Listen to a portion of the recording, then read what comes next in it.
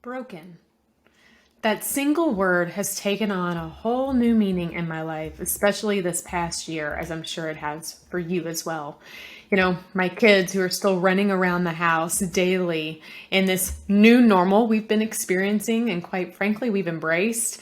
I still find myself yelling things like, don't break that plate, or don't break the toy, or don't break the walls, or please don't break each other. And for the last several months, I find that when we've been venturing out to the grocery, I'm still trying to gingerly maneuver my mask in a way that I don't accidentally break that elastic around my ear. My husband did that once when he was getting produce at the grocery several months ago. And when that happened, I remember he ran out as quick as possible because he was afraid that he was going to break the rules. And if you know anything about our family, we are not rule breakers. In a world that is filled with so much uncertainty, I fear at times that I am going to break promises or break ties with friendships that were once and still so meaningful to me, and yet I'm still trying to figure out how I am supposed to navigate in this new world order. I'm still not quite comfortable with being together in large groups. So really, no matter how you slice it, I've actually come to realize that I just don't want to be broken. I don't want to be broken, not now, not before, not in the unforeseeable or foreseeable future. I don't want anything to do with that. And yet, what if I told you that being broken isn't the enemy? In fact, it's the conduit between opportunities and new ideas, and potentially a new you in the process. What if finding the greatest level of fulfillment in life requires you to have to break in some form or fashion so that you can allow perspective to take over and you can have the chance to embrace what I like to call perfect imperfection? Maybe that becomes a goal that you strive to achieve. Hi, my name is Stephanie Feger, and I am the author of the book Color Today Pretty, an inspirational guide to living a life in perspective, and the newly published book, Color Today Pretty, a guided journal experience. Through the writing of my books and life in general, I've been doing some deep soul searching of really what the power of broken is all about, as well as the power you get when you start to piece yourself back together. In fact, that right there is what I think is probably the most powerful. So hear me out for a moment, because I know that this might not be something you want to talk about today. It might be something that you need to hear. To become broken, you have to break. And there are several ways that could happen. You could have a breakdown. I know I've had many, especially in these last few months and this last year. You could be dealing with a heartbreak. All hell could break loose in your life. Decisions could be on the breaking point or could actually break the bank. You could be on the verge of breaking down. If there's any constant in life, it's the fact that there are times that will happen where you will actually feel like you're going to break or become broken. But there's a lot of other ways that you can break that actually reshape you in the process, push you on a path to get better, do better, propel you forward. So humor me for a minute. What if in breaking away, you actually find yourself, or you get the chance to break a record? Or I don't know, what if you're breaking grounds in ways you never dreamed possible? Or what if your next lucky break is just around the corner? Or today, maybe this very moment, you might be having a breakthrough. You see, broken doesn't mean that there isn't potential. In fact, it means that there's still potential left. I want you to pull out a piece of paper here for a second, and I want you to reflect with me for a minute on 3 steps on how you can embrace perfect imperfection.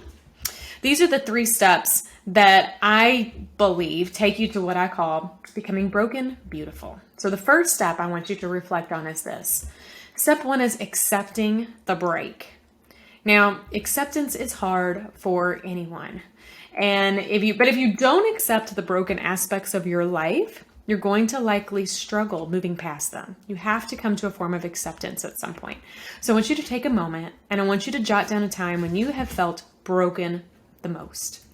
Acknowledge the feelings that you experienced and those that you might be feeling now still from that. So take a moment to shift your perspective, to focus on what is within your control regarding this broken situation. And I want you to identify at least one thing that you can do today to help you remain focused. Feel like you're taking back control of something that maybe feels like you're spiraling out of it. Feel free to pause this video so that you can journal on this particular topic. All right, the second step in becoming broken beautiful is to break the silence. So while acceptance of a broken situation may actually get you unstuck, the beauty of becoming broken beautiful is that you have the power to change the lives of others.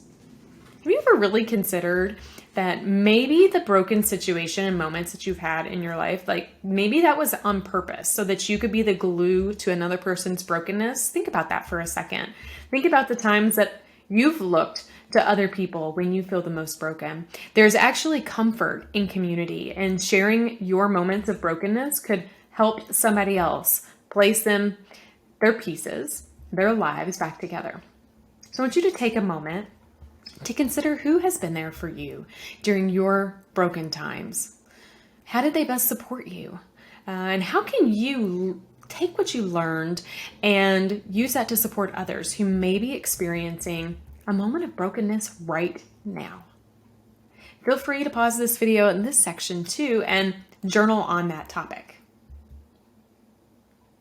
All right, the third step is to adjust your pieces. It's my favorite step because the reality is the best part of breaking is realizing that now you get the chance to reassemble the pieces back. This time, you get to choose where those pieces are going to go, how you're going to look. Now, I realize some of your pieces might still be sharp and jagged and inconsistent after that break, but they're still beautiful and they're still pieces of you. So when you put it back together, now you get to choose what your beautiful brokenness looks like moving forward. I want you to pull out that paper and pen again, and I want you to take a moment to reflect on a positive outcome that you have come away with after you've undergone a moment where you felt most broken. I promise it's there. How can you see the situation in your life not happening on purpose, but happening for purpose? Sometimes that takes a few years and to be able to look back and see, but I promise it's there. So pause the video at this moment and journal on that topic. Now, being broken, in my opinion, isn't truly the problem. In fact, it has the opportunity to lead you to new and better and stronger solutions. Brokenness makes us uncomfortable, but some of the most beautiful moments in life happen when we're outside of our comfort zones, and we're using that time to work and assess on what our next moves are. In fact, I've come to learn I don't like to live in the comfortable because the most beautiful things happen in my life when I'm living in the uncomfortable. So I want you to take time to embrace your broken pieces and make the powerful commitment to yourself and to others that you're going to piece yourself back together with purpose. With purpose. And in doing that, I want you to notice that your life is made up of a collection of moments. Those moments, albeit broken or unbroken, have the power to help you leave a lasting impact. Hope you choose, as you look at your moments, look at your life, and look at your broken pieces, I hope you choose to color those moments and those pieces pretty.